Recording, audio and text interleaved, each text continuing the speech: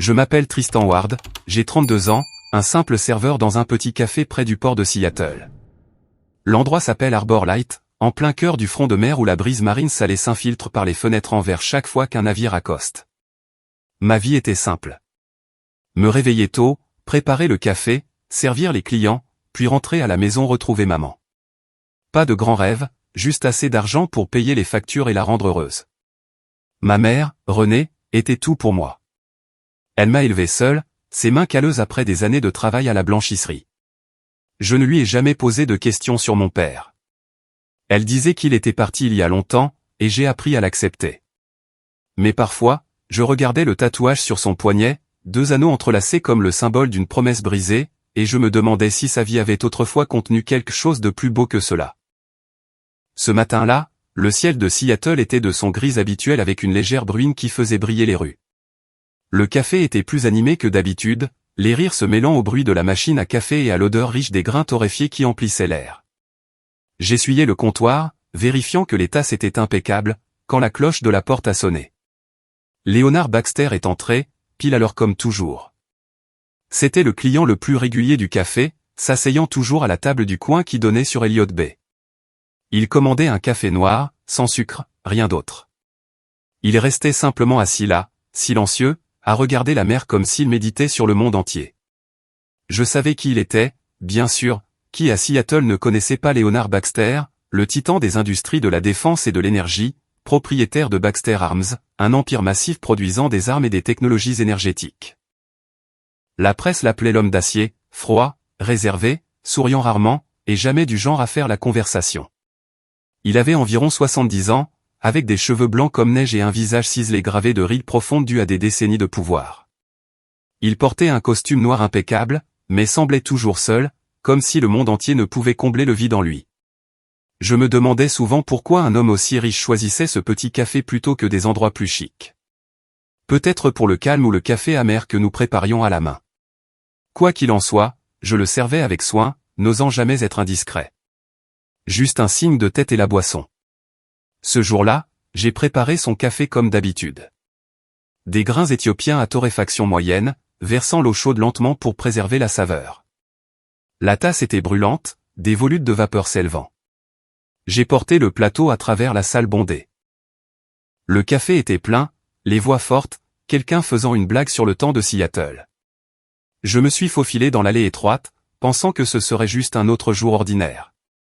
Mais soudain, un client, un homme grand et costaud qui se précipitait pour payer, m'a bousculé. Fortement. Le plateau a basculé violemment, et le café noir s'est renversé sur la veste de costume de Monsieur Baxter. Brûlant, noir comme de l'encre, s'étalant comme une tache massive sur le tissu coûteux. Mon cœur a sombré.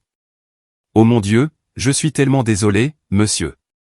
Je ne voulais pas, ai-je balbutié, le visage rouge de honte, posant rapidement le plateau et sortant un chiffon de mon tablier. Le café est devenu plus silencieux. Quelques têtes se sont tournées. Monsieur Baxter était assis là, la veste trempée, mais il ne s'est pas mis en colère. Il a juste esquissé un léger sourire, rare et étrangement doux, et a dit d'une voix profonde et chaude, « Ce n'est rien, jeune homme. Ce n'est que du café. » Il a enlevé sa veste, l'a accrochée à la chaise, et a retroussé la manche de sa chemise pour essuyer le reste du liquide. Et à ce moment-là, alors qu'il retroussait sa manche, je l'ai vu. J'ai vu le tatouage. 2 anneaux entrelacés. L'encre noire s'était estompée avec le temps, juste sur son poignet, identique, exactement comme celui sur le poignet de ma mère. Je me suis figé, la bouche sèche, le cœur battant comme s'il allait éclater. Ce n'était pas possible. C'était le tatouage que maman avait depuis sa jeunesse. Elle disait que c'était le souvenir d'un vieil amour, un vœu oublié depuis longtemps. Je n'avais jamais vu personne d'autre avec. Le tatouage, ai-je balbutié, la voix tremblante. C'est exactement comme celui de ma mère. M. Baxter a entendu cela et s'est soudainement arrêté. Ses yeux se sont écarquillés, son visage a perdu toute couleur, passant du calme au choc profond comme s'il avait été poignardé. Sa main tremblait, ses lèvres bougeaient sans un son. Je pouvais voir qu'il essayait de parler, mais les mots s'étranglaient dans sa gorge. Le café semblait se figer. Le bruit lointain des vagues d'Elliott Bay résonnait faiblement. Je ne comprenais rien, ressentant seulement une vague appréhension monter. Qui était-il? Pourquoi ce tatouage identique? Et puis, comme une digue qui cède, des émotions refoulées ont explosé. Il s'est effondré à genoux sur le sol, juste devant moi. Des larmes coulaient sur les vieilles planches de bois, à la stupéfaction de tous. Le café est tombé dans un silence complet. Pas de voix, pas de tintement de tasse, juste sa respiration saccadée. Mon fils, a-t-il murmuré, la voix brisée, ses bras agrippant mes jambes. Je suis resté figé, ne comprenant pas ce qui se passait. Mon cœur battait à tout rompre, mon esprit tourbillonnait. À ce moment-là, je n'ai ressenti qu'une seule chose. Ma vie avait changé pour toujours, comme si un secret du passé avait été traîné à la lumière, et je n'étais pas prêt à y faire face. Après ce moment, tout le café est resté stupéfait, comme si le temps s'était figé.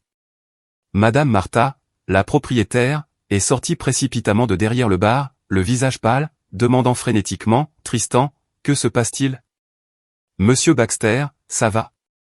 J'ai essayé de l'aider à se relever, mes mains tremblant en touchant son épaule. L'épaule d'un homme puissant, maintenant frêle comme n'importe quel vieil homme ordinaire. Il s'est relevé avec difficulté, a essuyé ses larmes avec sa manche, puis m'a doucement fait signe de m'asseoir à la table voisine. Son visage était encore rouge, mais sa voix essayait de retrouver son calme. « Assieds-toi, mon fils. J'ai besoin de te poser quelques questions. » Je me suis assis, mes jambes comme de la gelée. Le café a recommencé à bourdonner, les chuchotements se propageant comme des vagues. Quelqu'un a pris des photos, quelqu'un a passé des appels, mais je m'en fichais. Monsieur Baxter m'a regardé, ses yeux profonds et scrutateurs comme s'il fouillait dans ses souvenirs. Il a demandé lentement, mot par mot, d'une voix tremblante, « Ta mère? Comment s'appelle-t-elle » J'étais surpris. Pourquoi demander ça? Mais ensuite j'ai pensé, peut-être à cause du tatouage. J'ai balbutié. René. René Ward. C'est ma mère. Juste ça, mais mes mots ont été comme une bombe à retardement. En entendant le nom, son cœur a semblé se serrer. Son visage ridé s'est brièvement illuminé, une étincelle d'espoir dans ses yeux troubles, puis rapidement enveloppé d'une douleur accablante. Il a soupiré lourdement, la voix étranglée par l'émotion. René, mon Dieu, ma René. Il a serré ma main fermement, la sienne froide et tremblante. Je dois la voir maintenant. Tout de suite, mon fils, emmène-moi la voir. Son plaidoyer était désespéré, comme si ne pas la voir le tuerait sur le champ. J'étais déconcerté, l'esprit en plein chaos. Comment connaissait-il ma mère? Que s'était-il passé entre eux? Mais en regardant dans ses yeux, plein de désespoir et de regret, j'ai réalisé que quelque chose de sérieux, plus profond que je ne l'imaginais, s'était produit. J'ai hoché la tête, la voix faible. D'accord, je vous y emmène. Nous avons quitté le café sous des regards curieux. J'ai pris ma vieille voiture, une Ford des années 90, peinture argentée délavée, moteur grondant bruyamment au démarrage, garée sur le parking du port. M. Baxter s'est assis sur le siège passager, silencieux, les yeux fixés sur Elliot B comme d'habitude depuis le café. J'ai conduit, les mains crispées sur le volant, le cœur agité. Le trajet du centre-ville de Seattle à Fremont n'était pas long, mais ce jour-là, il m'a semblé interminable.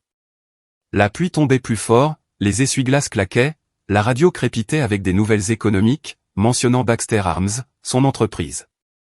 Je lui ai jeté un coup d'œil. Il serrait les poings, les lèvres serrées. « Vous connaissez ma mère ?» ai-je demandé, essayant de briser le silence étouffant.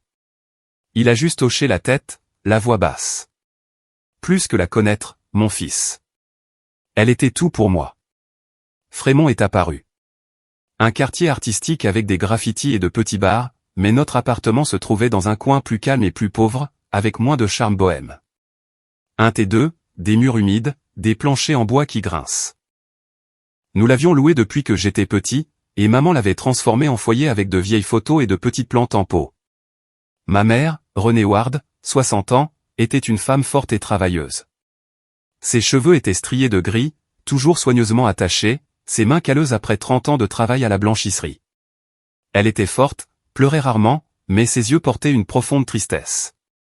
Elle était mon pilier, m'enseignant que la vie est dure, mais que nous devons vivre avec bonté.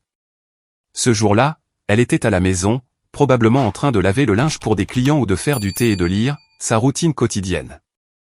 Je me suis garé devant, la pluie battant son plein. Monsieur Baxter est sorti, son costume trempé, mais il s'en fichait. J'ai frappé, le cœur battant. Maman, je suis à la maison. Il y a un invité. La porte s'est ouverte. Maman se tenait là dans son vieux tablier, tenant un torchon. Elle m'a regardé, puis a regardé Monsieur Baxter et s'est figée. Son visage est devenu blanc comme si elle voyait un fantôme. Le torchon a glissé de sa main, tombant au sol. Léonard, a-t-elle murmuré, la voix étranglée par un mélange d'émotion et de haine. Ses yeux ont brillé de colère. Puis des larmes ont monté. Dehors. Tu n'es pas le bienvenu chez moi, a-t-elle crié, la voix brisée, le repoussant. J'étais paniqué. Je ne l'avais jamais vu comme ça. Maman, qu'est-ce qui ne va pas? Qui est-il? Je l'ai tenue, essayant de la calmer, mais elle tremblait, les larmes coulant. Monsieur Baxter se tenait dehors sous la pluie, les yeux baissés, silencieux.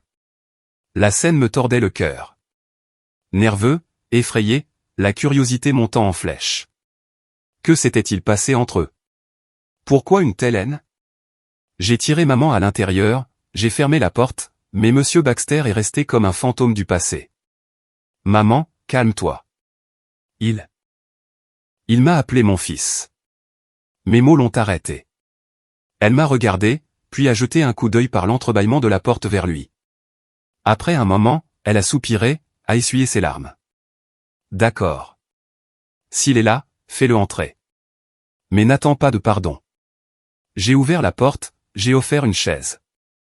Monsieur Baxter est entré en silence, les yeux fixés sur le vieux plancher de bois humide avec ses fissures de plusieurs années. Elle s'est assise en face, les mains crispées, les larmes tombant tranquillement. L'air de la pièce était lourd, prêt à exploser. Je me suis assis entre eux, déchiré, ne sachant que faire. Après un moment, quand maman s'était un peu calmée, elle m'a regardé, la voix plus stable mais toujours tremblante. Mon fils, si on en est arrivé là, je ne peux plus le cacher. Je vais tout te raconter. Elle a pris une profonde inspiration, puis a commencé, la voix lente, comme si elle tournait des pages douloureuses. C'était il y a 30 ans, un bel amour écrasé par le pouvoir et la trahison.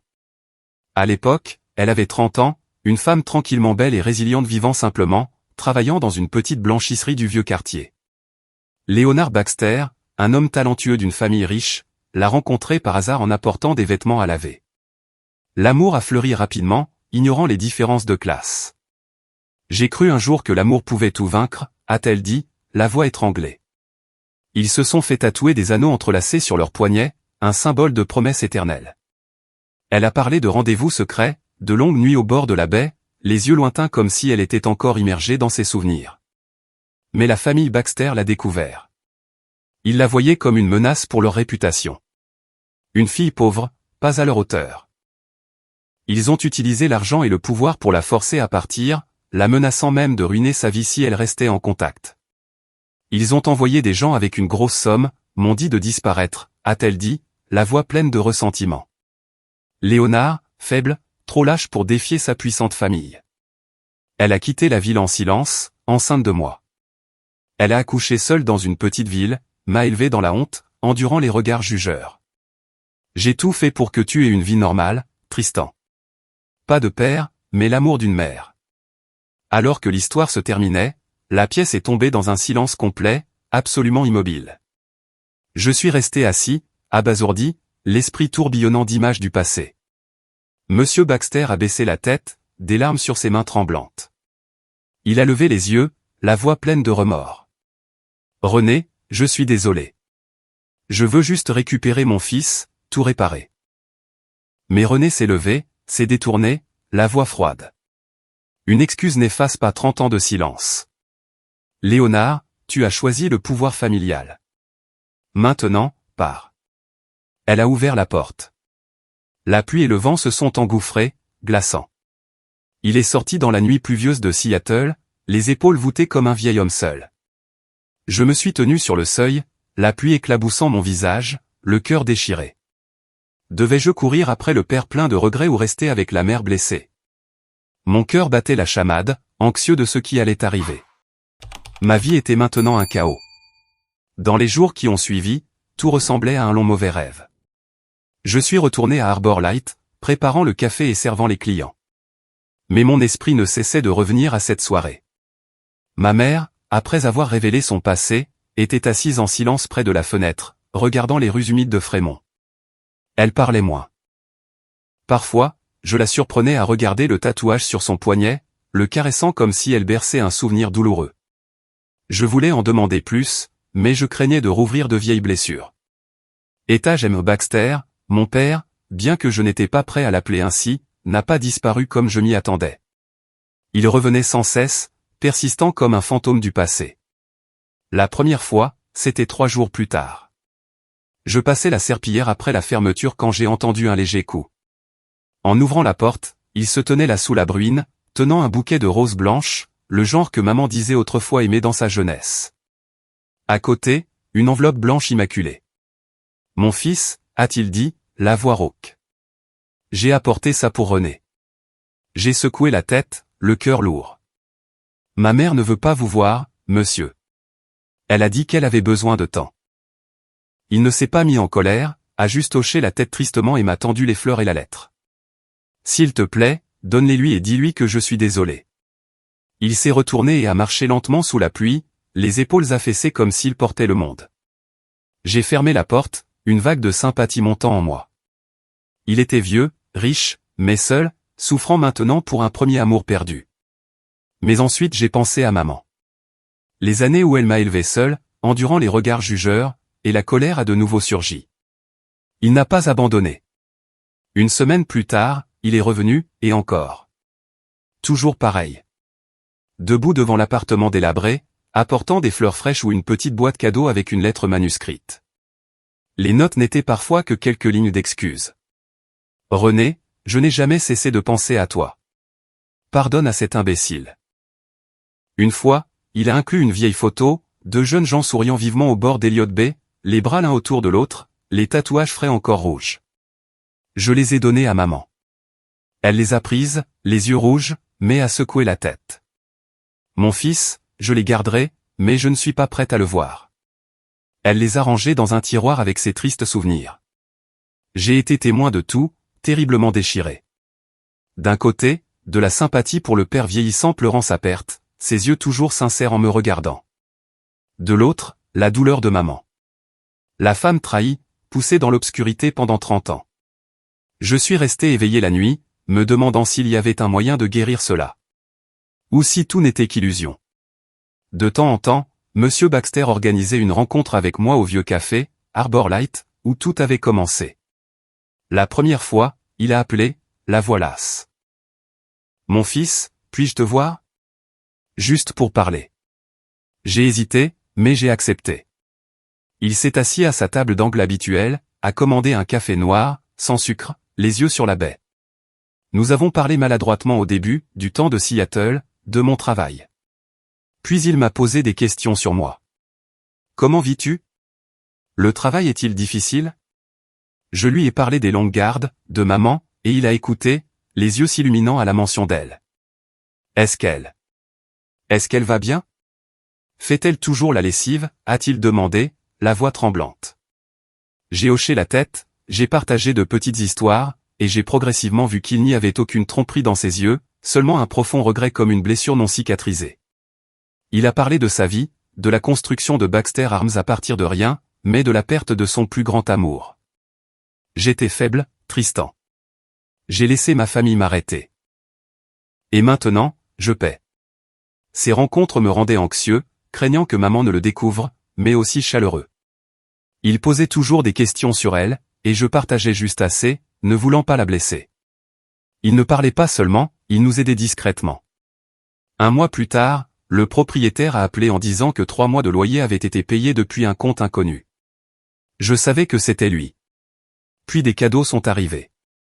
Des compléments alimentaires de qualité supérieure pour maman.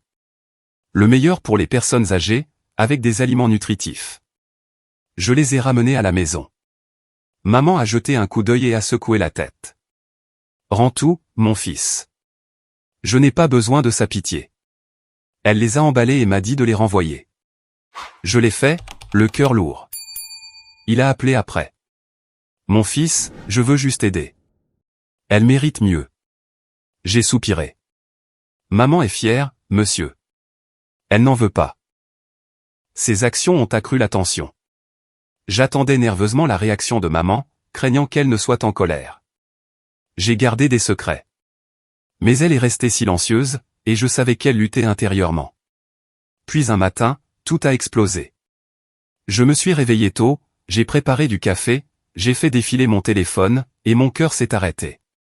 La nouvelle inondait tous les médias. Le milliardaire Leonard Baxter a un fils illégitime vivant à Fremont. Des photos de moi à Harbor Light, souriant avec des clients, sont devenues virales. La presse a creusé. Le fils secret du magnate de la défense, un pauvre serveur. J'ai lu, les mains tremblantes. Qui a pris les photos? Qui a fait fuiter l'information? Le café est devenu plus fréquenté, mais maintenant avec des regards curieux. Des journalistes ont envahi les lieux, bloquant la porte, bombardant de questions. Êtes-vous le fils de Baxter? Que vous a-t-il laissé? Les passants chuchotaient. Certains avaient pitié. Pauvre gamin, il vient de retrouver son père. D'autres ricanaient. Il rêve probablement de richesse maintenant. Je suis resté silencieux, j'ai continué à travailler, j'ai évité les questions. Mais à l'intérieur, c'était le chaos, anxieux à chaque fois que la cloche de la porte sonnait, craignant un autre journaliste. D'après les ragots du café, j'ai appris que la famille Baxter était en pleine tourmente. Sa femme Hélène et son fils Connor, l'héritier officiel, étaient furieux. Ils ont essayé de faire taire les médias, engageant des avocats, appelant les journaux, menaçant de poursuites. Un collègue a dit, j'ai entendu dire que les Baxter sont en réunion d'urgence, la femme hurle. J'ai imaginé la scène. Le somptueux manoir de Baxter est maintenant rempli de rage. M. Baxter dans cette tempête devait être plus seul que jamais.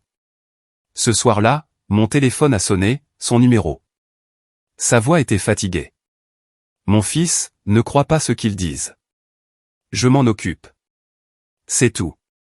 Puis il a raccroché. Je suis resté assis en silence, le cœur battant. La pression du public et des médias pesait lourdement, non seulement sur moi, mais aussi sur maman. Elle craignait maintenant d'ouvrir la porte, demandant toujours, qui est là, d'une voix tremblante. Elle fermait plus hermétiquement, sortait moins. Je ne veux pas qu'il nous dérange, a-t-elle dit, les yeux inquiets. J'ai réalisé que notre vie paisible avait été emportée par une tempête que nous n'avions jamais voulu. Les promenades matinales à Fremont attiraient maintenant des regards étranges. Je m'inquiétais surtout pour maman. Elle avait assez souffert, maintenant confrontée à nouveau au passé. Mon cœur s'est déchiré. Pitié pour mon père. Colère contre sa famille. Peur de l'avenir. Cette tempête, tendue et dramatique. Où nous emmenait-elle? Après des semaines de silence, alors que les médias commençaient à se calmer sur les rumeurs du fils secret du milliardaire, je pensais que tout allait enfin se tasser. J'ai repris ma vieille routine, préparant le café à Harbor Light, m'occupant de maman, et essayant d'oublier les lettres manuscrites de Monsieur Baxter toujours rangées dans le tiroir. Mais ensuite, la nouvelle a frappé comme un courant sous-marin. Un matin, en ouvrant mon téléphone et en faisant défiler les titres, mon cœur s'est serré. Le milliardaire Leonard Baxter hospitalisé pour de graves complications cardiaques. Les rapports détaillaient qu'il avait subi une crise cardiaque soudaine, avait été transporté d'urgence à un hôpital du centre de Seattle, puis transféré après quelques jours à son manoir de Baxter Hill pour sa convalescence et un traitement à domicile. Les photos dans les journaux le montraient plus âgé, le visage pâle, mais toujours avec son calme habituel. J'ai lu et relu, l'inquiétude montant. Lui, mon père, était gravement malade, et je ne l'avais jamais vraiment appelé ainsi du fond du cœur. Les nuits suivantes, je me suis retourné dans mon lit, écoutant la pluie taper sur la fenêtre. J'ai pensé à lui.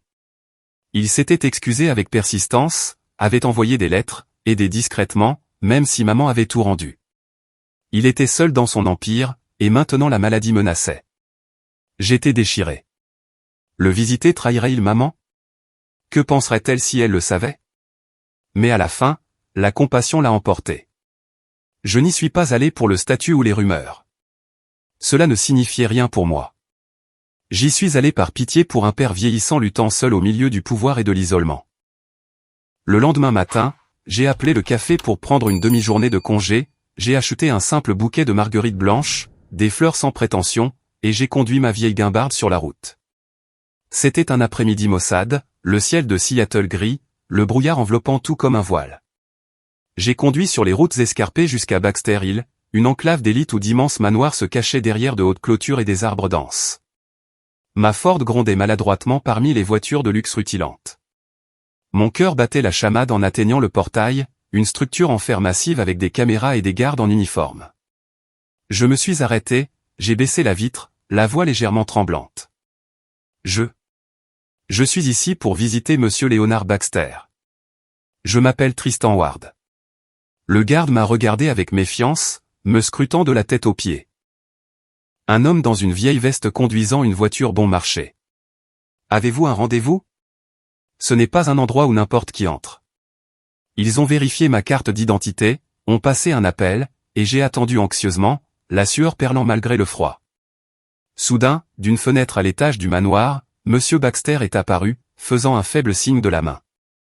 Les gardes ont ouvert le portail à contre-cœur. Entrez, mais ne restez pas longtemps. Le manoir était vaste, enveloppé d'un silence oppressant. Le jardin tentaculaire comportait des statues en pierre et des étangs artificiels, mais l'air était sépulcral. Je me suis garé, j'ai gravi les marches de marbre, le cœur battant plus vite. Le majordome a ouvert la porte et m'a conduit au salon, un espace luxueux avec des fauteuils en cuir, des œuvres d'art murales et une cheminée crépitante.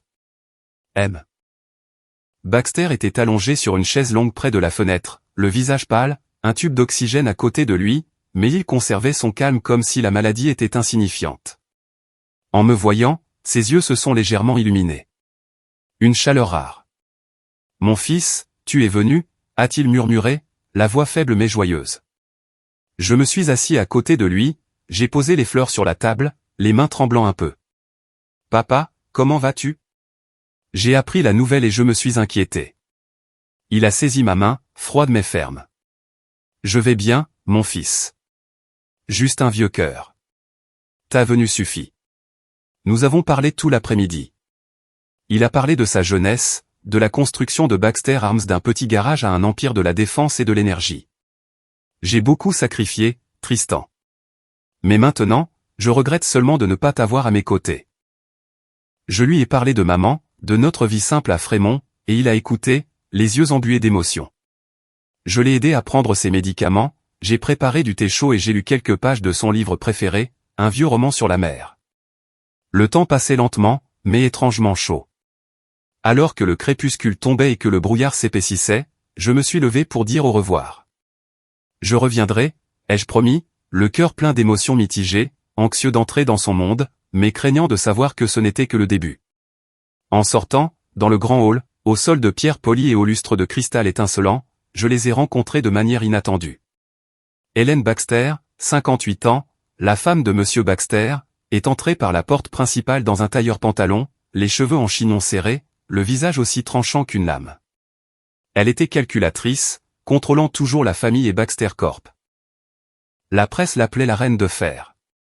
À côté d'elle se trouvait Connor Baxter, 33 ans, leur fils unique, l'héritier officiel.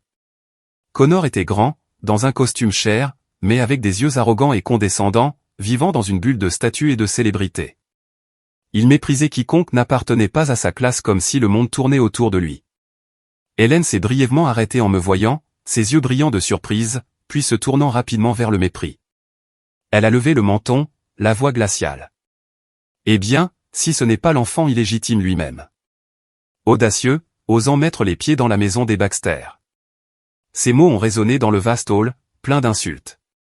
Connor à côté d'elle a éclaté de rire, faisant délibérément écho, la voix vive et humiliante. C'est ridicule. Un serveur comme toi pense avoir le droit d'entrer ici? Ou crois-tu que quelques rumeurs de tabloïds peuvent te faire devenir de la famille? Ils ont continué à se moquer, la voix d'Hélène montant. Connais ta place, jeune homme. Ne pense pas que quelques lettres d'excuse de sa part te permettent de t'insinuer dans la famille Baxter. Nous n'accueillons pas les opportunistes. Connor s'est approché, me bousculant subtilement l'épaule pour me pousser de côté. Un geste provocateur et dédaigneux comme si j'étais un déchet. Mon cœur battait, la colère montant, mais je suis resté calme. Je me suis redressé, les yeux fixés sur eux. Je n'ai pas besoin de rejoindre cette famille. Je suis juste venu rendre visite à un homme malade, mon père. Ma voix était basse et ferme, pas forte, mais assez forte. Ils se sont figés. La bouche d'Hélène béante. Le visage de Connor rouge de rage. Je me suis incliné poliment, je me suis retourné et je suis parti au milieu de la tension. Mes pas résonnaient sur le sol de pierre, anxieux comme des tambours de guerre. En sortant du portail, la pluie a commencé à tomber. J'ai regardé en arrière le manoir enveloppé de brouillard. Réalisant que la véritable confrontation avec la famille Baxter avait commencé. Il n'arrêterait pas, et je devais me préparer. Après cette maladie au manoir, la santé de M. Baxter s'est détériorée de jour en jour. Je suis resté en contact avec lui par de brefs appels téléphoniques, sa voix devenant de plus en plus rauque et frêle. Il parlait de crises cardiaques récurrentes et de médecins conseillant un repos complet. Mais quelques semaines plus tard, la mauvaise nouvelle a frappé. Il a de nouveau été hospitalisé dans un état critique. Les médias l'ont largement couvert. Le milliardaire Leonard Baxter proche de la mort d'une grave insuffisance cardiaque. Les médecins conseillent à la famille de se préparer au pire. Ces mots se sont répandus rapidement, déclenchant une vague de spéculations bruyantes dans la presse. Les gens parlaient de l'héritage massif de Baxter Arms, de l'héritier, et bien sûr, du fils illégitime, moi. J'ai lu la nouvelle le cœur lourd, non pas pour la fortune, mais pour lui, le père que je venais de retrouver, maintenant alité à l'hôpital, luttant contre la mort. J'ai ignoré les rumeurs et les regards curieux. À Arbor Light, les clients ont commencé à chuchoter en me voyant. Et, n'est-ce pas le fils de Baxter? Il va bientôt devenir riche. J'ai juste forcé un sourire, j'ai continué à préparer le café, à essuyer les tables comme si de rien n'était. Mais à l'intérieur, j'étais infiniment inquiet. Chaque jour après mon service, je conduisais ma vieille guimbarde à l'hôpital central de Seattle où il reposait dans une chambre VIP, un grand espace rempli de machines médicales qui bipaient. Je m'asseyais près de son lit, lui tenant la main, la sentant glacée, le pouls faible. Monsieur Baxter s'affaiblissait progressivement, le visage émacié, les cheveux plus blancs. Mais chaque fois qu'il me voyait, ses yeux s'illuminaient un peu, comme une dernière étincelle d'espoir. « Mon fils, tu es venu » murmurait-il, la voix brisée. Je lui lisais quelques pages, généralement de vieux romans sur la mer et la vie qu'il aimait. « Continue, mon fils » disait-il, les yeux fermés mais souriants. Ces moments me réchauffaient le cœur, mais me rendaient aussi anxieux, craignant que ce ne soit le dernier. En revanche, Hélène et Connor ne faisaient que de brèves apparitions. Je les ai vus quelquefois entrer dans la chambre avec de fausses expressions. Hélène forçant un sourire raide, Connor s'inclinant poliment, mais les yeux pleins de mépris. Il posait des questions superficielles. « Comment va papa ?» Qu'a dit le médecin? Puis il partait rapidement comme s'il ne faisait que suivre le protocole. Plusieurs fois, me surprenant là, il ne lançait que des regards froids, réprimant leur colère, ne voulant pas faire de scène devant Monsieur Baxter. Je sentais clairement l'hostilité.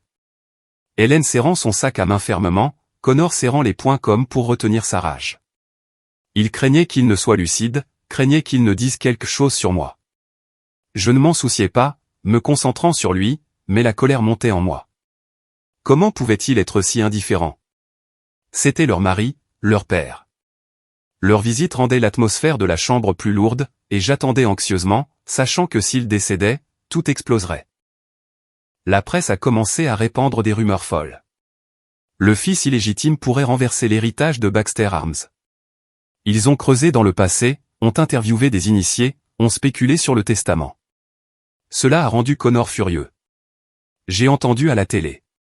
Il a tenu une brève conférence de presse, la voix stridente. Je ne laisserai personne voler la fortune des Baxter.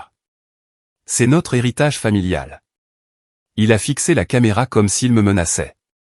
Mon cœur s'est glacé, non pas pour l'argent, dont je n'avais jamais rêvé, mais pour sa cupidité flagrante.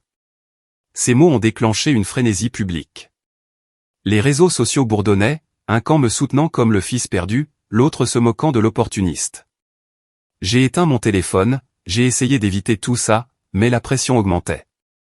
Un après-midi, après un service fatigant, je suis allé à l'hôpital comme d'habitude. Monsieur Baxter dormait. Je me suis assis en lisant à côté de lui. Soudain, dans le couloir de l'hôpital, je les ai rencontrés. Hélène marchait devant dans une élégante tenue noire. Connor suivait avec une mine renfrognée. Elle m'a jeté un coup d'œil, les yeux froids comme si elle voyait quelqu'un d'une classe inférieure, un pauvre serveur osant s'attarder ici. Connor s'est arrêté, a souri narquoisement et a ricané. « Oh, c'est encore toi. Tu joues le fils dévoué pour gagner papa. Arrête de rêver, gamin. L'argent est à moi. » Sa voix était basse mais venimeuse comme un serpent qui siffle. Mon cœur s'est emballé, la colère montant, mais je suis resté calme, me souvenant de l'enseignement de maman. Ne t'abaisse pas. Je me suis légèrement incliné, je suis parti en silence, sans réponse. Mais à l'intérieur, j'étais anxieux. Sachant que ce n'était que le début de plus grands affrontements. Ce soir-là, en rentrant à la maison, maman était assise à la table de la cuisine, le visage pâle. Elle a raconté que ce matin-là, Hélène et Connor étaient venus, apportant mépris et menaces. Ils ont frappé fort, mon fils, a-t-elle dit, la voix tremblante. Hélène a jeté un journal avec ma photo sur la table, le titre « Le fils secret de Baxter pourrait hériter de milliards » et nous a dit de rester loin des Baxter. Vous n'êtes que le passé. Ne rêvez pas de vous immiscer, a-t-elle dit sèchement. Connor se tenait derrière, un sourire froid, m'appelant le fils bâtard courant après l'héritage et maman quelqu'un sans statut qui n'obtiendrait pas un centime. Ces mots coupés comme des couteaux, pleins d'insultes. Maman a dit qu'elle était terrifiée, le cœur battant, les mains glacées, mais qu'elle s'est redressée, les regardant dans les yeux. Partez, a-t-elle dit fermement. Hélène, voyant cela, a serré son sac et s'est détournée. Connor a grommelé, suivant avec la menace. Vous le regretterez. Sa voix était calme en le racontant, mais j'ai vu ses mains trembler encore, les doigts calleux après des années de lessive agrippant maintenant le bord de la table. Je l'ai serré dans mes bras, le cœur endolori. Comment osait-il venir ici, insulter ma mère? Elle avait assez souffert. 30 ans seule, maintenant entraînée à nouveau dans ce tourbillon. Cette nuit-là, je suis resté assis à regarder maman s'assoupir dans son fauteuil, la respiration régulière, mais le visage toujours anxieux. J'ai réalisé que la guerre de l'héritage que je n'avais jamais voulu avait vraiment commencé et que cette tempête nous emporterait tous les deux dans un vortex inévitable. Mon cœur s'est emballé, anxieux à l'idée de ce qui allait arriver. M. Baxter s'éteignait, le testament en suspens, et cette famille prête à tout pour nous éliminer. 3 jours plus tard, l'état de Monsieur Baxter s'est soudainement aggravé. J'étais à Arbor Light, préparant le café pour le service de l'après-midi, quand mon téléphone a sonné. Un appel de l'hôpital. La voix du médecin était froide mais urgente. Monsieur Baxter est dans un état critique. Il demande à vous voir immédiatement. Mon cœur s'est arrêté. J'ai laissé tomber le plateau, j'ai demandé un congé d'urgence et j'ai filé à travers les rues bruneuses de Seattle. L'hôpital se profilait devant, les néons vacillant sous le ciel gris. Et je me suis précipité dans les couloirs, l'odeur d'antiseptique écrasante. Sa chambre était bondée de médecins et d'infirmières, les machines bipant sans relâche, l'air lourd comme un nuage noir. Il était là, la peau pâle, les yeux troubles, mais il semblait qu'il n'attendait qu'une seule personne, moi. Une infirmière m'a fait signe d'entrer et je me suis approché, lui prenant la main. Elle était glacée, le pouls faible comme un fil fragile. « Papa » ai-je murmuré, la voix tremblante, l'appelant ainsi pour la première fois sans hésitation. Il a esquissé un faible sourire, les yeux fixés sur mon visage comme pour mémoriser une dernière image. Puis il est décédé tranquillement, les yeux se fermant paisiblement, me laissant assis là, les larmes coulant. La nouvelle de la mort de Monsieur Baxter s'est répandue comme un tsunami dans les médias. Les titres criaient « Le milliardaire Leonard Baxter décède à 70 ans. Qui hérite de l'immense fortune ?» De CNN au Seattle Times local, la couverture était implacable, analysant Baxter Arms, sa vie, et bien sûr, le fils illégitime. Moi. Mon téléphone sonnait sans arrêt. Des journalistes bloquaient le café et notre maison, bombardant de questions. Que ressentez-vous? A-t-il mentionné le testament? J'ai éteint mon téléphone, j'ai verrouillé la porte, j'ai essayé d'échapper à tout ça, mais mon cœur était vide, douloureux. Il était parti, le père que je venais de retrouver, et je n'avais pas dit tout ce que je voulais. Les souvenirs ont afflué. Le café renversé au café, les tatouages d'anneaux entrelacés, les lettres pleines de regrets.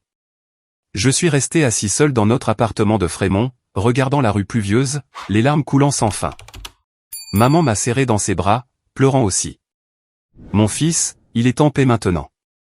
Mais nous devons être forts. Hélène a rapidement annoncé que les funérailles seraient privées à St. Helena, une église historique à la périphérie de Seattle, réservée à la famille et aux proches associés financiers uniquement. La presse a rapporté, funérailles fermées, pas d'accès public. J'ai lu cela le cœur lourd. Serions-nous invités? Puis une enveloppe est arrivée de son bureau, invitant maman et moi. C'était son souhait, a confirmé le majordome par téléphone. Nous avons décidé d'y aller, non pas pour le statut, mais pour lui dire un dernier adieu. Maman a hésité. J'ai peur de leur faire face, mon fils. Mais ensuite, elle a hoché la tête fermement. Pour toi. J'irai. Le jour des funérailles. Il pleuvait à verse à Seattle, comme si la ville le pleurait. Nous portions du noir simple. Moi dans une vieille chemise, maman dans une robe simple, et nous avons conduit jusqu'à l'église. Saint Helena est apparu. Au toit voûté, les cloches sonnant lugubrement. Nous sommes entrés discrètement, attirant les regards scrutateurs de tous côtés. Les invités étaient tous riches, des hommes d'affaires, des politiciens, des partenaires de Baxter Arms en costume noir brillant et lunettes de soleil. Ils ont chuchoté en nous voyant, c'est le fils bâtard. Comment ose-t-il venir? J'ai serré la main de maman, essayant de rester calme, mais anxieux, craignant la confrontation. Nous nous sommes assis au dernier rang, la tête baissée en silence alors que le prêtre priait, sa voix résonnant dans l'espace froid de pierre. Seigneur, reçois l'âme de ton serviteur, Léonard. Maman a murmuré, pardon, la voix étranglée. Léonard, je te pardonne. Ses larmes sont tombées et je me suis tenu derrière, le cœur complètement vide. Pas de colère, pas de regret, juste un vide immense.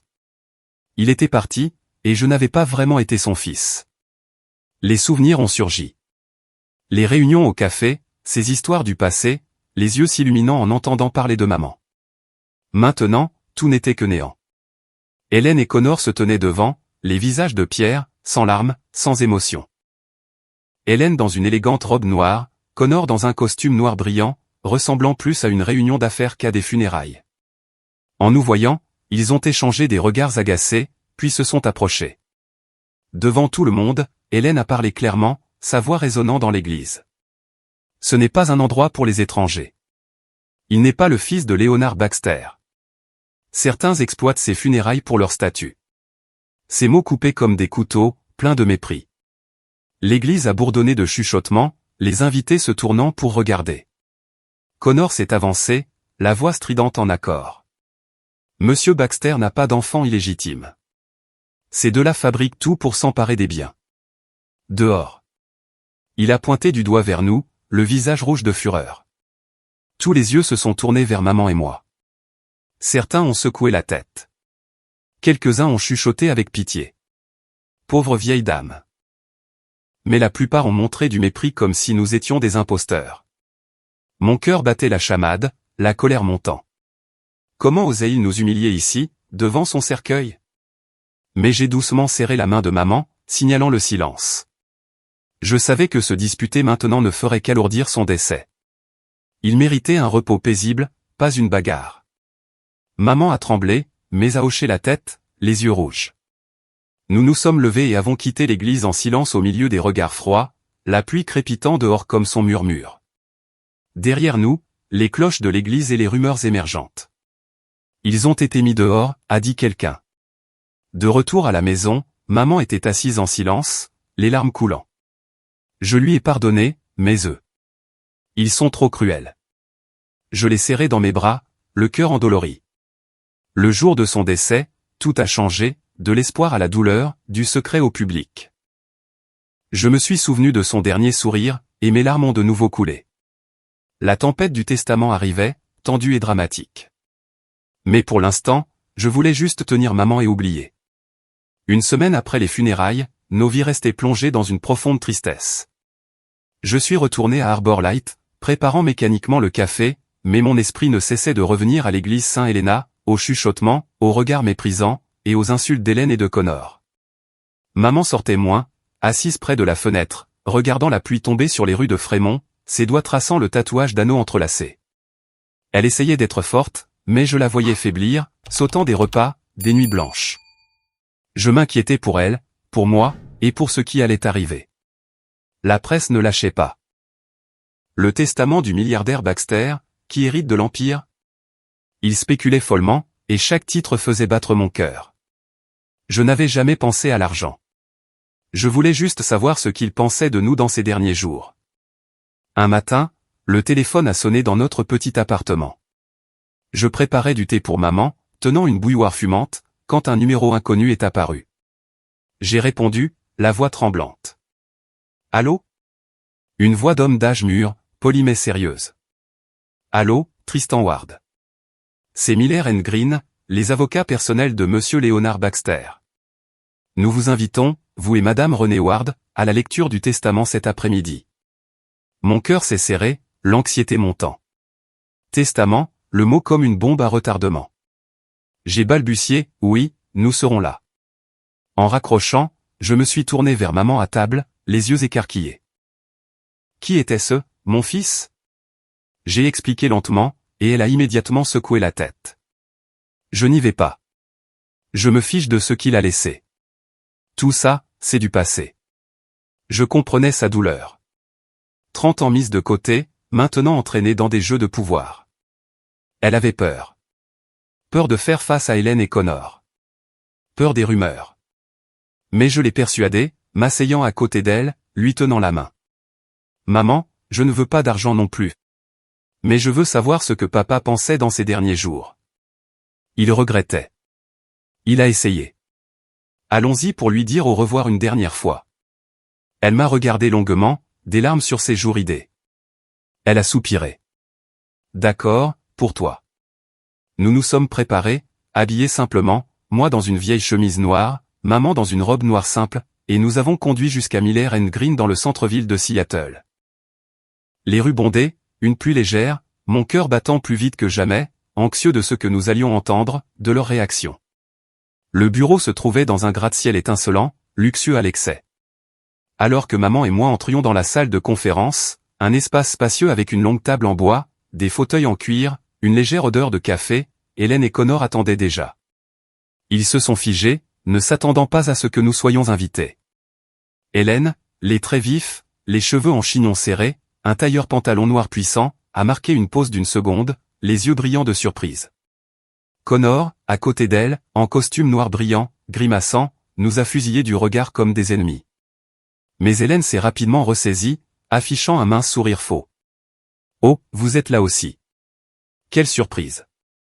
Connor a murmuré à son oreille, assez fort pour que nous l'entendions. Papa a probablement laissé quelques cadeaux de pitié pour montrer sa miséricorde avant de mourir. Ne rêvez pas trop. Ces mots coupaient comme des couteaux, mais j'ai serré la main de maman, signalant le silence. Nous nous sommes assis en face, la pièce tendue comme une corde d'arc. J'attendais anxieusement, le cœur battant, me demandant ce qu'il avait décidé. L'avocat, Monsieur Miller, environ 60 ans, cheveux argentés, lunettes à monture dorée, est entré avec un dossier épais. Il s'est assis en bout de table, la voix calme. Merci d'être venu. Nous allons maintenant lire le testament officiel de Monsieur Leonard Baxter. Il a ouvert le dossier, lisant les clauses lentement, d'un ton égal. Tout le monde était silencieux, seul le léger bruissement des pages dans l'espace élégant, comme un compte à rebours. Il a lu sur des œuvres de charité, des employés de l'entreprise, des biens mineurs. Tous écoutaient. Hélène serrait les mains. Connor tapotait des doigts. J'ai regardé maman, la tête baissée, les yeux rouges. L'anxiété montait, je me demandais. Que nous avait-il laissé? Une dernière excuse. À la fin, la pièce a failli exploser de silence. La voix de Monsieur Miller a retenti.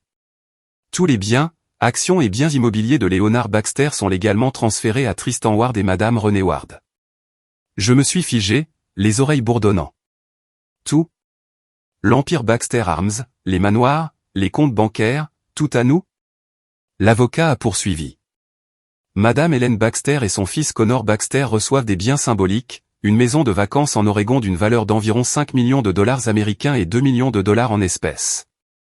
La pièce est tombée dans un silence de mort. Hélène s'est figée, la main blanche, ses jointures serrant son verre, le visage livide. Connor a sauté, frappant la table d'un coup sourd, le visage rouge de rage. Quoi? C'est une blague. Le vieil homme est devenu fou. Ils ont lancé des insultes. La voix d'Hélène stridente. Ces deux-là l'ont manipulé. Quand il était malade, qu'avez-vous fait? Je vais poursuivre. Tout reprendre. Connor a pointé du doigt vers moi. Salaud. Ne pense pas que tu vas me voler. Le chaos a éclaté, des chaises renversées, des cris résonnants. Je suis resté calme, bien que mon cœur s'emballe. J'ai aidé maman à se lever. Elle tremblait, les yeux écarquillés de choc. J'ai incliné la tête pour remercier l'avocat. Merci, monsieur. Puis nous sommes partis lentement dans le couloir, laissant derrière nous des chaises renversées et des cris de colère dans la pièce scellée. Hélène a crié, vous le regretterez. Connor a de nouveau frappé la table. Dehors, la pluie était plus forte. Nous sommes montés dans la voiture, mon esprit chaotique. Une fortune massive, mais pas de joie. Seulement de la lourdeur, de l'anxiété pour le combat à venir. Avant de partir, l'avocat a couru après, tendant une enveloppe scellée. Monsieur Baxter voulait que cela vous soit remis après la lecture. Ouvrez-le à la maison. Ce soir-là, dans notre petit appartement de Fremont, sous une lumière jaune chaude, je l'ai ouverte. À l'intérieur, une lettre manuscrite, son écriture tremblante, et un test ADN confirmant que j'étais le fils biologique de Leonard Baxter. Mon cœur s'est serré, les larmes tombant sur la lettre. Mon cher fils, je regrette le passé, de vous avoir perdu, toi et René. Mes derniers jours avec toi ont été les plus paisibles. Pas de pouvoir, pas d'ambition, juste un amour tardif. Il expliquait, je laisse les biens non pas pour expier, mais parce que je te fais confiance, avec ta bonté et ton intégrité, pour protéger l'héritage Baxter de ceux qui en font un outil de cupidité. Utilise-le pour le bien, mon fils. En finissant, je suis resté abasourdi. La lumière jaune vacillait sur la lettre tremblante, et pour la première fois, j'ai ressenti la douleur, la perte et l'amour d'un père. Tardif, mais sincère. Quelques jours seulement après la lecture du testament, les principaux journaux de Seattle ont simultanément publié des titres sensationnels. Baxter Corporation fait face à un litige d'actifs massif. Un testament choquant laisse tout à un fils illégitime. Je me suis réveillé tôt, préparant le café dans notre petit appartement de Fremont, quand mon téléphone a vibré sans cesse. En l'ouvrant, l'écran était inondé de notifications. Seattle Times, The Stranger, même la chaîne locale de CNN. Ils écrivaient sur nous comme un drame hollywoodien. Un fils illégitime hérite de manière inattendue d'un empire d'1 milliard de dollars. Les rumeurs se sont propagées comme une traînée de poudre, affirmant que moi, Tristan Ward, j'avais exploité mon père mourant pour m'emparer de la fortune. Il s'est assis au chevet, murmurant des mots doux, écrivait un article avec une photo volée de moi devant Arbor Light. Mon cœur s'est serré, la colère montant, mais aussi la peur. Comment savait-il qui avait fait fuiter l'information? Je n'avais jamais rêvé d'argent. Je voulais juste une vie paisible avec maman. Mais maintenant, nous étions projetés au centre de la tempête. Hélène et Connor ne sont pas restés les bras croisés.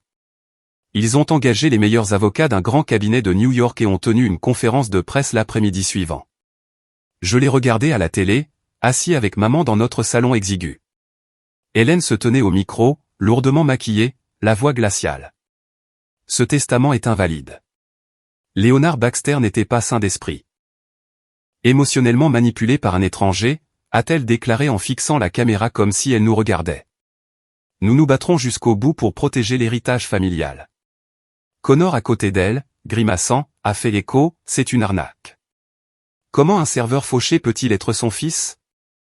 Nous le prouverons. Ils ont présenté des preuves fabriquées, des déclarations d'un médecin proche affirmant un déclin cognitif. Maman a éteint la télé en tremblant. Mon fils, que vont-ils nous faire? Je l'ai serré dans mes bras, la voix rassurante, mais le cœur anxieux. Ne t'inquiète pas, maman.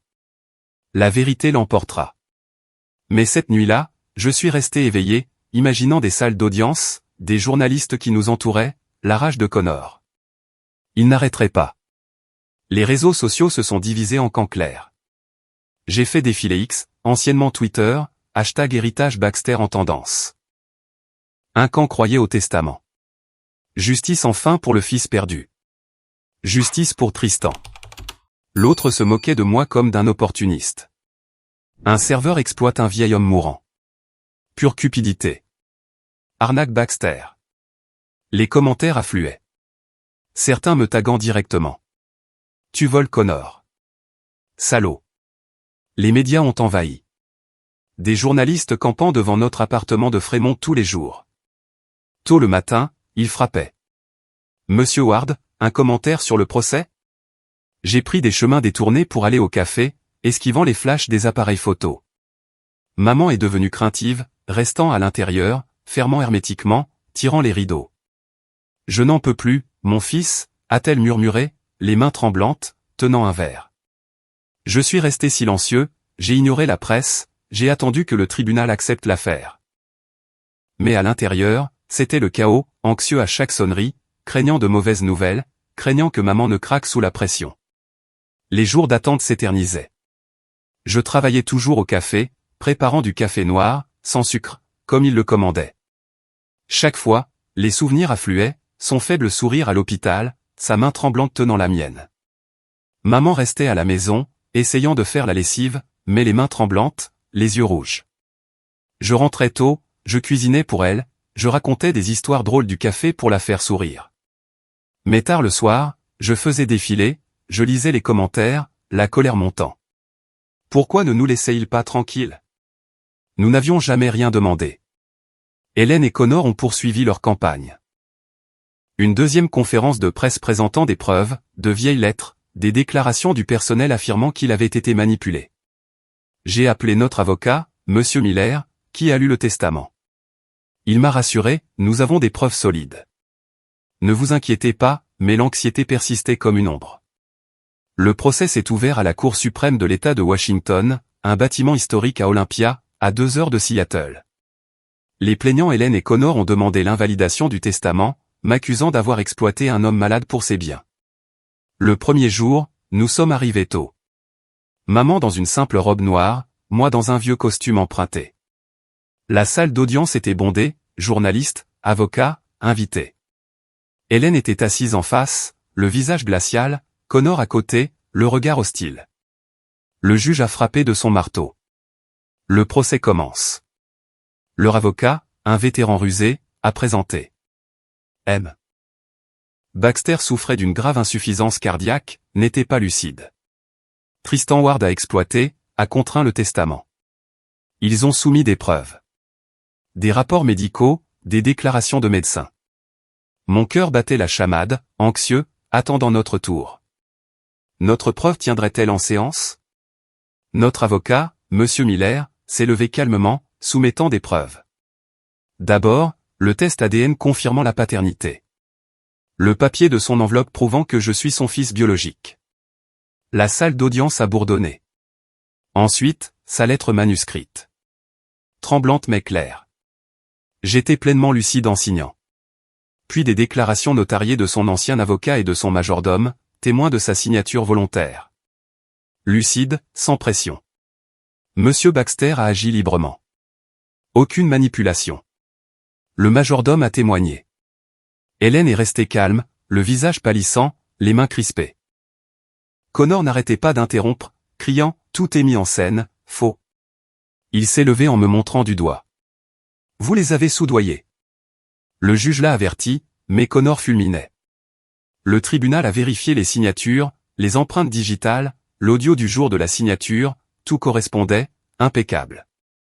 Leur avocat a essayé de réfuter, mais les preuves étaient accablantes. Les jours de procès se sont éternisés, tendus à chaque seconde. J'étais assis avec maman, sa main glacée. Les journalistes attendaient dehors, les flashs constants. Hélène a témoigné, pleurant faussement. Il a été trompé. Mais le tribunal a rejeté. Lorsque le verdict a été annoncé, le panel a officiellement confirmé la légalité du testament et les droits d'héritage de Tristan Ward. La salle d'audience est tombée dans le silence, le temps figé. J'ai expiré, pas de joie, juste du soulagement. Connor a sauté, hurlant. Non, c'est une blague, puis il s'est jeté sur moi. Le visage rouge, le poing levé. La sécurité l'a plaqué, l'a traîné dehors. Hélène a paniqué, criant. Connor, mon fils, a-t-elle sangloté, mais les yeux furieux. Je suis resté immobile. Aucune réaction. Les yeux plus tristes qu'en colère. Les regardant emmener. Connor se débattant, Hélène s'effondrant. Je n'ai ressenti aucune joie de la victoire, juste du vide. Pourquoi, comme ça? Ils voulaient juste de l'équité, mais ils ont transformé cela en guerre. Maman a serré ma main. Mon fils, nous avons gagné. Mais gagné quoi? Nous voulions juste la paix. En quittant le tribunal au milieu de la nuée de journalistes et des objectifs clignotants, ils ont bombardé. Que ressentez-vous? Et pour Baxter Arms? Je me suis arrêté, je les ai regardés, la voix brève. La vérité n'a pas besoin d'être embellie. Elle a juste besoin de temps pour être vue. Puis j'ai aidé maman à monter dans la voiture, je suis retourné à Fremont sous la pluie, le cœur toujours anxieux, bien que les blessures victorieuses soient restées.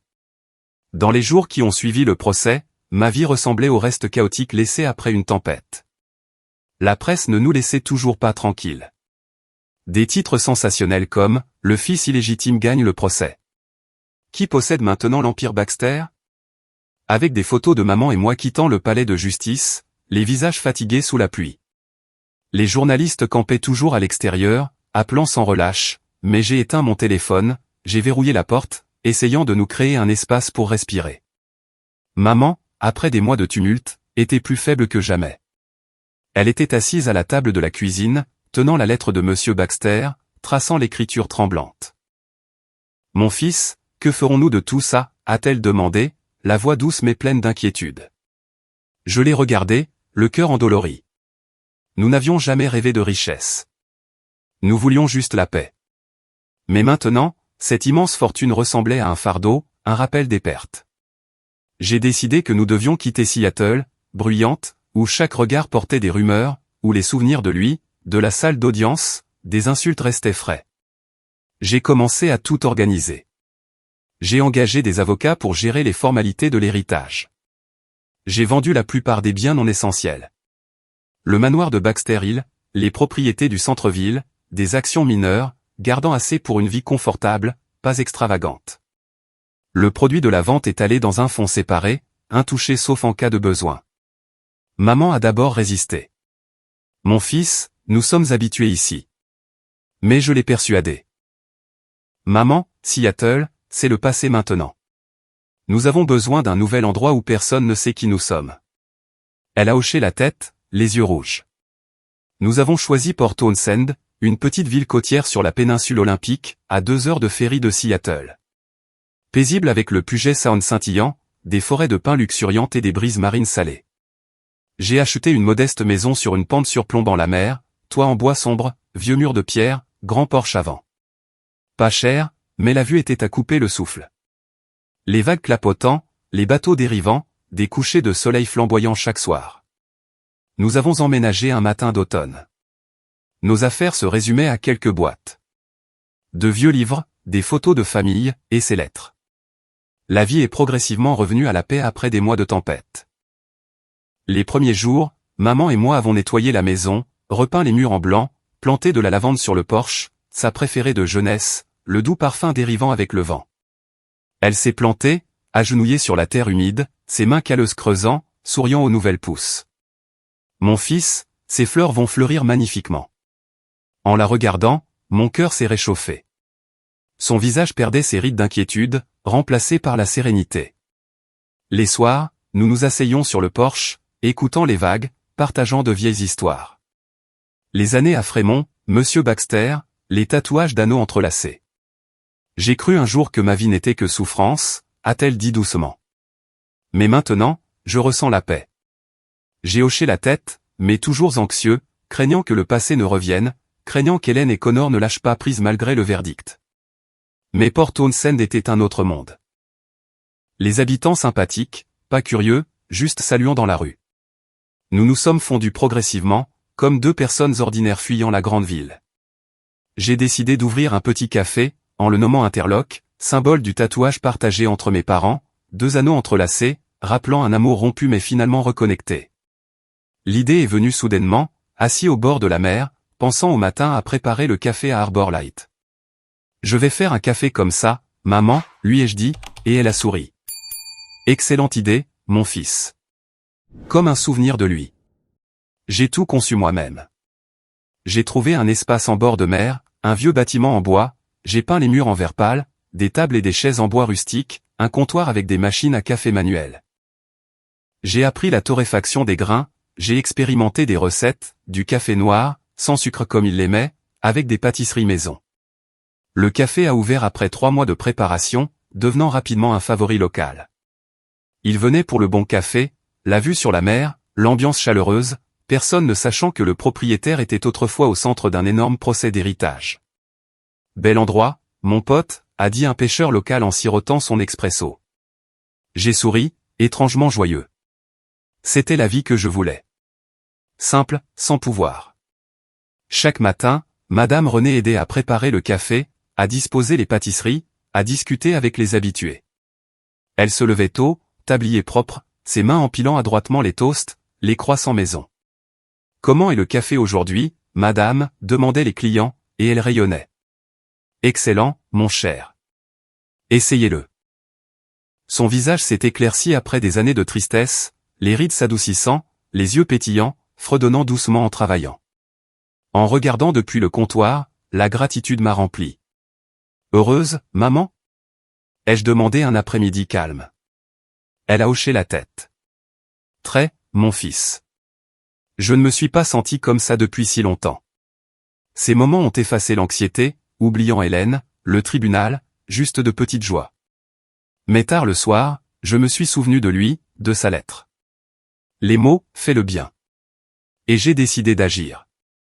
J'ai utilisé une partie de l'héritage pour créer la Fondation Léonard, soutenant les mères célibataires et les orphelins, prolongeant le regret et l'amour qu'il avait laissé. L'idée venait de sa lettre, protège l'héritage de l'ambition. J'ai engagé des experts pour la gérer, investissant dans des bourses d'études, des logements temporaires, des conseils. La fondation a commencé petit mais s'est rapidement développée, aidant des dizaines de mères comme la mienne, et comme elle l'avait été, élevant des enfants seuls dans la difficulté. C'est pour lui, maman, ai-je dit en signant les papiers. Elle a pleuré. Il serait fier de toi. Pendant ce temps, j'ai transféré le plein contrôle de Baxter Holdings, maintenant Baxter Arms, à un nouveau conseil d'administration qui lui était fidèle. Je n'ai gardé qu'une supervision honorifique, aucune implication quotidienne. Dans ma lettre à leur intention, j'espère que vous dirigerez par des valeurs, pas par l'ambition. Rappelez-vous, l'héritage n'est pas l'argent, c'est la responsabilité. Ils ont répondu, promettant de suivre, et j'ai expiré. L'Empire n'était plus un fardeau. Le temps a passé. Interlock est devenu bien-aimé. Plus de clients, des locaux aux passants. J'ai ouvert de petites succursales autour du Puget Sound, une à Sequim, une sur l'île de Bainbridge. Gardant le style rustique, le café artisanal. Les cafés sont devenus non seulement des lieux de boisson, mais des lieux de rencontre, de narration, de partage. J'ai embauché du jeune personnel, j'ai enseigné la préparation du café comme il le préférait, chaque café avec le tatouage d'anneaux entrelacés sur le mur. Symbole subtil. Madame Renée s'asseyait parfois près de la fenêtre de la maison, regardant la mer et souriant, disant qu'elle pouvait vraiment pardonner le passé. Je le détestais autrefois, mon fils, a-t-elle partagé un après-midi, la brise marine rafraîchissante. Mais maintenant, je vois qu'il a essayé. Et toi? Tu es le plus grand des cadeaux. Je suis resté assis à écouter, le cœur chaud. Cette nouvelle vie, paisible, significative, comme une fleur qui éclot des cendres. Je comprends que toute perte, aussi douloureuse soit-elle, peut fleurir si nous savons comment nous en relever. Les nuits à Port Townsend, allongées au son des vagues, je me remémore le voyage. Le café renversé, le tatouage, la salle d'audience. Maintenant, la paix. L'anxiété initiale est devenue de l'espoir. Nous avons survécu et vivons mieux. Maman a planté plus de lavande. Les cafés ont prospéré. La fondation a aidé beaucoup de gens. La vie, en fin de compte, est une question de pardon et de nouveau départ. Dans cette vie simple, j'ai réalisé que je n'étais plus hanté par le passé. Tôt le matin, lorsque le soleil pointait juste au-dessus du Puget Sound, je sortais sur le porche, respirant l'air marin salé, ressentant une légèreté inhabituelle dans mon cœur. Fini les nuits blanches à penser à Monsieur Baxter à genoux à Arbor Light, aux insultes stridentes d'Hélène à Saint Helena ou à Connor se jetant enragé au tribunal, les yeux rouges. Toute la douleur, le ressentiment et la perte avaient finalement été balayés par les vagues, comme celles qui s'écrasent sur les rochers puis disparaissent, laissant un sable propre prêt pour de nouvelles empreintes. Je me tenais là, tenant un café que je m'étais préparé, regardant maman arroser la lavande sur le porche, et j'ai souri. Madame René, les cheveux argentés plus brillants sous le soleil marin, riait maintenant davantage, fredonnant de vieilles chansons de sa jeunesse. Des nouveaux clients au café aujourd'hui, mon fils, a-t-elle demandé joyeusement. Et je savais qu'elle laissait aller, elle aussi. Les années de honte, les regards jugeurs. La vie est parfois injuste, mais la justice se révèle à sa manière. Pas par la vengeance, mais par la vérité et la persévérance. Je pense à cela chaque fois que je m'assois au bord de la mer, les pieds nus dans le sable humide. À Seattle, c'était un cauchemar.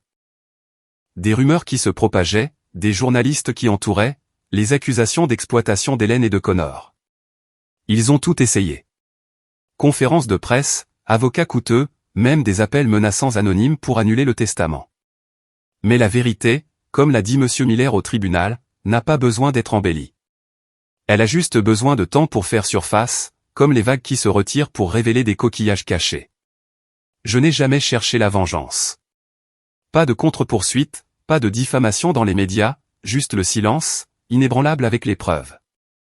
Le papier d'ADN, sa lettre manuscrite, le témoignage du majordome. Maintenant à Port Townsend, je réalise que la vraie justice n'est pas de gagner le procès, mais de continuer à vivre sans le fardeau de la haine. Hélène et Connor ont disparu de nos vies après le procès. Vivant peut-être avec leur part symbolique. Je comprends que la haine ne peut guérir les blessures. Seul le pardon nous permet de nous retrouver. Le pardon n'est pas pour les autres, mais pour libérer son propre cœur. J'ai appris cela lors des après-midi sur le porche avec maman. Madame René, mise à l'écart de la vie de Monsieur Baxter, endurant 30 ans de honte silencieuse, parlait maintenant de lui avec douceur. Je le détestais tellement, mon fils, a-t-elle partagé un soir, le coucher de soleil flamboyant sur la mer, je le détestais d'avoir choisi le pouvoir plutôt que nous. Mais cette haine ne me faisait que plus de mal. Pardonner m'a allégé, non pas parce qu'il le méritait, mais parce que je méritais la paix. Ces mots étaient une leçon de vie qui résonnait en moi. J'ai autrefois été enragé contre Hélène et Connor, leur ricanement au manoir, à l'hôpital, aux funérailles. Mais progressivement, à Port Townsend, j'ai lâché prise. Je leur ai pardonné. Je lui ai pardonné sa faiblesse passée. Je me suis pardonné mon hésitation. Mon cœur est plus libre. Fini l'anxiété. L'amour d'une mère, aussi blessé soit-il, est la seule chose qui m'a soulevé à travers la tempête. Elle m'a appris que la bonté n'est jamais une faiblesse. Maman en est la preuve vivante. Dans les années à Fremont, elle m'a élevé seule, les mains calleuses de la lessive, endurant le mépris sans se plaindre. Elle m'a enseigné, mon fils, la bonté n'est pas une faiblesse, c'est une force. Elle te maintient debout quand tout s'effondre. À Port Townsend, cet amour s'est montré plus clairement. Elle aidait au café, discutant avec les clients, les pêcheurs, les touristes, les mères célibataires locales avec des sourires chaleureux. Une fois, une jeune mère a partagé ses difficultés à élever un enfant seul, et maman l'a écoutée, puis lui a offert un café gratuit. Vous êtes si forte, ma chérie. J'étais comme vous, mais ça s'améliore. Ces mots m'ont ému, me rappelant les nuits où elle pleurait secrètement à Seattle, mais me réconfortait quand même. Cet amour m'a relevé après le tribunal, les funérailles, chaque perte. Sans elle, je me serais peut-être effondré sous la pression, les médias, les procès, les mots. L'argent peut acheter le pouvoir, mais pas la confiance perdue ou le temps. Le véritable héritage de mon père n'est pas les comptes bancaires, mais les leçons d'honnêteté et de responsabilité. Je médite sur cela, en regardant l'enseigne lumineuse d'Interlock sous le soleil marin. L'immense fortune de Monsieur Baxter, les milliards d'actions de Baxter Arms, autrefois un fardeau, mais maintenant clair. L'argent est un outil. Il achète des manoirs, des voitures de luxe, mais pas les 30 ans qu'il a manqué avec moi. Pas la confiance que Madame René a perdue. Le véritable héritage, c'est sa lettre. Regret, foi en ma bonté. J'ai utilisé l'argent de manière responsable. La Fondation Léonard a aidé des centaines de mères célibataires, des bourses d'études pour leurs enfants, des logements temporaires, des conseils d'emploi. Une fois, une mère a écrit « Merci. Vous nous avez sauvé la vie. » Mon cœur s'est réchauffé en sachant que cela le rachète à travers moi. Pour Baxter Arms, je supervise à distance, assurant une orientation vers des technologies propres, pas des armes ambitieuses. L'argent est maintenant un pont vers le bien, pas le pouvoir, comme le pensait Hélène. Je passe le reste de ma vie à répandre cela, à aider les vulnérables, à financer les mères célibataires, à rembourser ce que j'ai reçu. Les années à Port Townsend s'écoulent paisiblement, mais je n'arrête pas. La Fondation Léonard s'étend.